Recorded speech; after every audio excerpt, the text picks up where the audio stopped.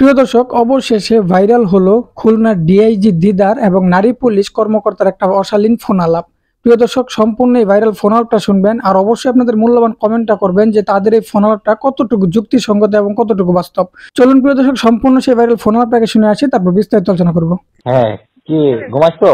না স্যার, ঘুমাইনি। আমি আপনার জন্যই ওয়েট করতেছি স্যার। আচ্ছা, তাহলে বলো। তারপরে বাসায় আসতে অবশ্য আমি বাইরে ছিলাম। স্যার খেয়েছেন স্যার?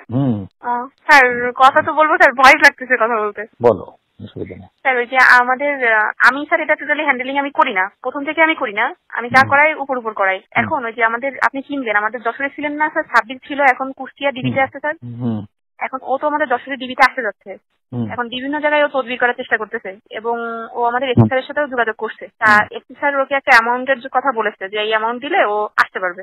কত এসপি কত চাইছে? এসপি নাকি বলছে 30-এর কথা। হ্যাঁ, এসপি রে 30 দিতে হবে। হ্যাঁ, এসপি রে 30 দিতে হবে। তা ও বলেছে কি যে স্যার আমার যদি 30 থাকতো তাহলে তো আমি এখন মানে সিঙ্গাপুর থাকতাম, এই কথা বলছে সাব্বির। সাব্বির অনেক কানাকাটি করতেছে, করে বলছে যে আমার স্যার একটু যদি 15 মধ্যে করে দিতে পারতেন, এই কথা নাকি আমাদের এসপি স্যারকে বলেছে, আনিস স্যারকে। স্যার ও এটা সাব্বির ভালো হবে না। সাব্বির আমি চিনি, ও আমার কাছে ছিল খুব। না, সাব্বির এটা কিন্তু উনাই ডাইরেক্টলি কিন্তু এসপি স্যারের সাথে কথা বলেনি, এটা একজনের মাধ্যম দিয়ে বলানো হয়েছে। সে আবার আমার চাচা হয়, বুঝছেন। তার সাথে আবার আমাদের আনিস স্যারের সম্পর্ক ভালো। তা সে বলছে কি যে ভাই আপনি তাহলে একটু যদি আনিস স্যারের সাথে কথা বলে দেখেন যে আমার যদি আনতে পারে তাহলে কেমন কি হয়। তা তখন সে বলছে ঠিক আছে, সাব্বির ও ডাইরেক্টলি কোনো কথা বলেনি। ডাইরেক্টলি অসুবিধা, আর ও আনিসকেও পারবে না। ও আনিস থাকতে আসতে চায় না, আর আনিসকে পারবে না। আনিসকে 30 লাখ টাকা দিলে ও কোথাতে কি করবে? আরো তো জায়গা আছে, তাই না? এটা তো আশ্বস্ত করছে আনিস স্যার তাকে। আনিস বলছে যে এত দিলেই আসতে পারবে। এত দিলেই আসবে কিভাবে? ডিআইজি পোস্টিং না দিলে তো আসতে পারবে না। হ্যাঁ, এখন তারপরে আমি তো চাচারে বলছি যে আমি মনির স্যারের কথা তো স্যার আপনাকে বলছি যে ওনারটাই রাখবো, আপনাকে আমি কোথাও আমি ছোট হইতে দেব না। একই কথা, এসপি যদি 30 নেয় ডিআইজি নেবে কত? না, এটা তো তার বক্তব্য। এখন ও তো 30-এ রাজি হচ্ছে না। ও বলছে যে আমি যদি ইনফ্যাক্ট ওরে না দেওয়া ভালো ওরে, কারণ ও মানুষের পর্যায়ে পড়ে না, ও খুব দুষ্টু লোক। ও ওই জায়গায় ভালো কামাই করতেছে, ভাগ দেওয়া লাগতেছে না, ওদিকে ওর ভালো। এখানে এসে ও এসপিরেও জানাবে না কিছু, পয়সা দিয়ে গেলে ডিআইজিরও জানাবে না, অতএব ও দুষ্টুমি করবে। ও জায়গা যাওয়ার লোক আছে। আচ্ছা, হ্যাঁ, ও তো আসতে চাচ্ছে স্যার। ও হলো মুক্তিযোদ্ধার সন্তান প্লাস আওয়ামী লীগের লোক। আর সাব্বির তো তোফায়েল ভাই আসুক, প্রোফাইল দাও, প্রোফাইল ভালো ছেলে প্লাস সাপোর্ট দেওয়া। প্রোফাইল আমার সাথে আছে, ওই এসপিরে বলে ওদের করা যাবে। তারপরে কোথায় কারো কি শালা এনে কেন করবে? তুমি ভালো ছেলে, তোমার সাথে কথা বলি। হ্যাঁ, আমার ওই যে আমার ফোনে রিচার্জ নাই, যার কারণে আমার ফোনে যে রিচার্জটা আছে ওতে ভিডিও কল হবে না, অডিও কল হবে। ভিডিওটা আর আসবে না। তুমি শুধু আমার বেশি প্রশংসা করছো, তোমার করার সুযোগ দেওনি। তুমি অনেক সুন্দর, তোমার এই ফিগার অনেক সুন্দর। ফিগার নিয়েই পড়ে থাকলে আর কিছু আর বলবে না। হ্যাঁ, না, ফিগার অনেক সুন্দর, চেহারা অনেক সুন্দর, এত বড় টল ফিগার। আমার লম্বা মেয়েদের পছন্দ বেশি। হ্যালো, শুনছি।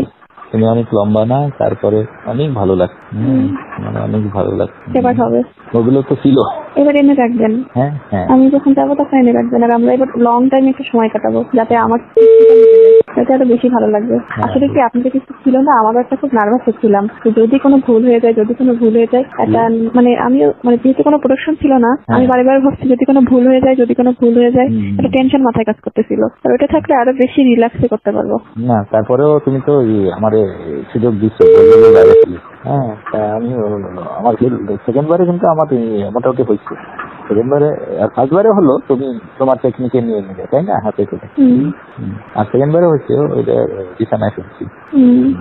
আমি না ওই বিছানায় তো আছে, শালারা তো পাল্টাইনি। ওরা বুঝবে কি হবে, বলতেও তো পারছিস। হ্যাঁ, বিছানা তো এটাই আছে। আমি এই দিকে সরে আসছি, ওই কোনার দিকে। তো বিছানা তো পাল্টাইও দেয়নি চাদর।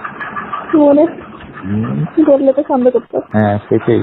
দেখি কালকে একটা বুদ্ধি করবানি, আগে থেকে ফেলে রাখবানি, বলবানি যে চাদর পাল্টায় দাও না কেন, চাদর ডেলি পাল্টাবো, এই বলে দিল।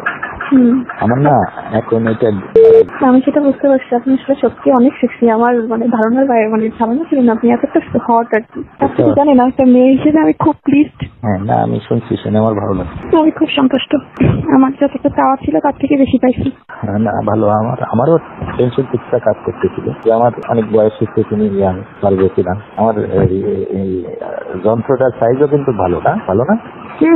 ওরকমই তো হয় ছেলেদের, আমার কেমন না, বড় ছোট হয় না, ঠিকই তো লাগলো। আমার দোকান তো ঠিকই আছে। হ্যাঁ, না, আমি ভাবছি এরপরে তোমার এই ঘাড়ে তোমার পা দিয়ে, হ্যাঁ, আমার আমাকে ধরতে দেরি আর আমার কাছে যাইতে দেরি হয়নি, আমার এতটা কারেন্টের মতো আমি চলে গেছি আজকে। ও হ্যাঁ, এখানে ঢুকেই তো আমরা ওই যে আগের দিন আলাপ করে নিচ্ছিলাম না, এই জন্য আগে। হ্যাঁ ঠিক আছে, আমাদের বয়সের ব্যবধান আছে কিন্তু জুতি ভালো। হ্যাঁ, আমার তো মনে হলো না যে কোনো ব্যবধান আছে। জুতিটা ভালো। হ্যাঁ, কোনো ব্যবধান বলে মনে হলো না। আপনি যে সেক্সি, ও অনেক। আমি আপনাকে, আমার এখনো মনে হচ্ছে যে কেমন একটা যেন হচ্ছে আমার সমস্ত শরীরের মধ্যে। অনেক মজা, মানে এত মজা তা কি বলবো, মানে অনেক সুপুরুষ একদম। যা ছিল তার থেকে আমার বেশি ধারণা হইতো। যখন তোমার ফ্রি দিন হবে না, ফ্রি হবে তখন তোমার ওটা আমি ভরে দিয়ে দেবো। তারপরে দরকার নেই রিস্ক নেওয়ার। না, ফ্রি দিনে ভরে ফেলবো একেবারে। আমার আসলে কখন কোন সময় হচ্ছে তো, মানে আমার ডেট অনুযায়ী হচ্ছে না, এই জন্য একটু সমস্যা ঝামেলা লাগছে। ঠিক আছে, জীবনের ঝুঁকি যেখানে ওখানে আমি ওগুলো নিয়ে আনাই রাখবো। আর যেই কয়দিন অন্তত থাকছেন সেই কয়দিন আমি বেশি বেশি যাবো। আচ্ছা, আমাদের নাই হস করে থাকলো না এটা, কিন্তু আমাদের কি একটা কথাবার্তা হবে না? হ্যাঁ হবে। কেমন আছি, কি করছি, খাইছি কিনা, এমন তো কথা বলতেই পারি, তাই না? আমাকে ভুলে যাবেন না তো? স্বার্থপরের মতো বলে আমার খুব ইচ্ছা তোমার গর্বে আমার একটা বাচ্চা, তাহলে আমি খুব খুশি হব। কারণ কি জানো? কেন? তোমার হাইট ভালো তো, যদি একটা ছেলে হয় সে প্রায় 6 ফিটের কাছে হবে, তারপরে ওরে ভালো পড়াশোনা করাইলে ভালো হবে না বলো? আর আমি তোমার পাশে লজিস্টিক সাপোর্ট থাকলে তোমার বাচ্চা তো ভালো বড়, অনেক সুন্দর হবে, শিক্ষা দীক্ষায় সব কিছুতেই তোমার ভালো হবে। আমারও তোমার দেওয়া অনেক কি হবে। তোমার নাও না একটা বাচ্চা। আমার তো এখনো তো আমি শারীরিকভাবে সুস্থ হতে একটা বছর সময় লাগবে। আগামী তুমি যখন হও তখন আমি তোমার হুমকির মধ্যে ফেলবো কেন? আমার বাচ্চার মা হয়ে যদি তোমারই বাচ্চা তার জন্য তুমি অসুস্থ হো, তাহলে বাচ্চা অসুস্থ থাকতে হবে, মারও তো সুস্থ থাকতে হবে। এখন যেমন তুমি যখন আমার বাচ্চার মা হবা তখন তো বউ আর তোমার ভিতর পার্থক্য কি বল? তোমার পর আমার অনেক মায়া থাকবে না? আমার আপনার সাথে অনেক মায়া জন্মাই গেছে, আমি বোঝাতে পারছি কিনা জানি না। আমি তো একটা মেয়ে, আমার কিন্তু এটা মানে একটা বারের জন্য আমার দ্বিতীয়বার ভাবতে হচ্ছে না যে আমি নিবো না। আমি 1 সেকেন্ডে ভাবতে পারতেছি যে আমি নিবো, আমি প্রস্তুত। আমার কাছে আপনার স্মৃতিটা সারা জীবন থাকবে। আমি আপনাকে সত্যি অনেক ভালোবেসে ফেলছি। আর যেখানে দুটো মনের মিল হয়েছে সেখানে আসলে আমি মানে রনির সাথে একটু আনিজি ফিল করি, কিন্তু আজকে দিন আমার কাছে কোনো বাধাই মনে হলো না। আমি এতটা এক্সাইটেডমেন্টে আমি এসেছি, এতটা আমিও দেখো খুব ফ্রিলি মিশছি। এতটা ফ্রিলি আসলে আমি রনির সাথে কখনো মিশি না। আমি না খুব চিৎকার করি, আমার কিন্তু আপনার বাসায় যে আমি চিৎকার করতে পারি নাই।